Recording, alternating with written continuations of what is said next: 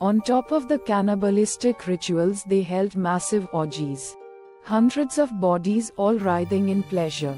All the while, amongst the throng, people were drinking each other's blood from slit wrists or bite wounds in their flesh, which they were also ingesting. No act was too vile or disgusting for the horde.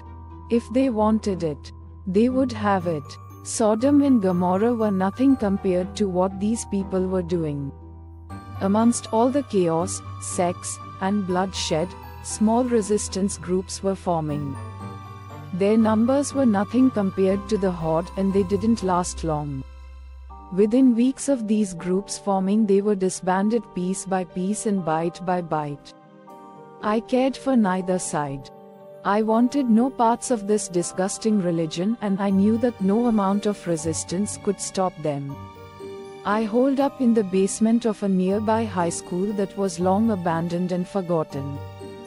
It was damp and cold, but it was a sanctuary all the same. The only entrances were the double steel doors leading in from outside and the single door leading in from the first floor. There were no windows. The doors leading outside were chained and padlocked. No worries there, and the other door was a non-issue. It could be easily watched, and provided no one knew where I was, I could rest easy. I lived there, in secret, for weeks. I was able to scavenge for food and other necessities at night, sleeping during the day. Little did I know that my secret existence was coming to a close. I was out one night, slinking from shadow to shadow and making my way to a nearby gas station. All was going quite well until I stuck my head around the corner of the post office adjacent to my destination.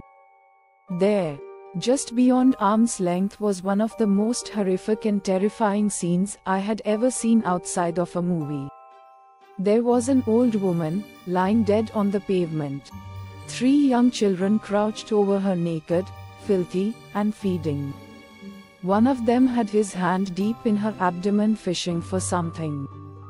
Another was sloppily chewing something whilst trying to gouge out her remaining eyeball with one grimy little finger.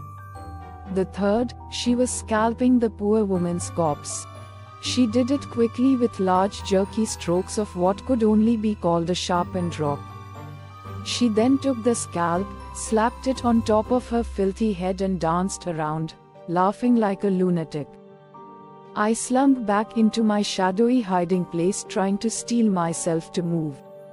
I had been hiding for so long that I hadn't realized how far these people had regressed. Their children. I had to push past my disgust and pity. I had to get to that store. I stole one last glance at the children. They were in a frenzy. I took my chance and made a run for it.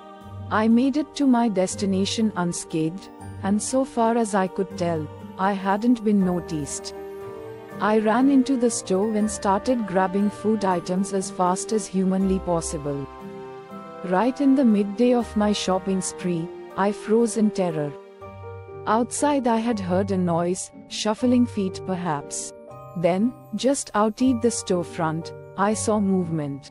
It was fast and, I knew. In that moment, I knew I had been found. I clamored to solidify my thoughts and formulate a plan. Just then, I noticed the back door out of the station. It was my only hope. I bolted out the back door, found my bearings, and fled for my basement sanctuary. Despite the distance, and my fatigue, I made it in record time. Once inside, I practically collapsed to the cool concrete floor panting. After a few moments I realized that I had probably been followed. Well, at this point, all I could do is wait. Somewhere amidst my wait, I had fallen asleep. It was fitful, filled with nightmares, and eventually interrupted. I awoke with a start, simply because I was unaware that I had fallen asleep. I could hear shuffling and breathing in the darkness. Then, I was pinned to the floor. In my own fucking sanctuary, pinned by tiny, but strong hands. Then, I heard a voice. It spoke slowly. as if the words were slightly foreign. It croaked, "We can't seize you." Then, the teeth. At least a dozen or more sets of tiny teeth set upon all parts of my body. Chewing, ripping, slurping. Feasting. Then darkness.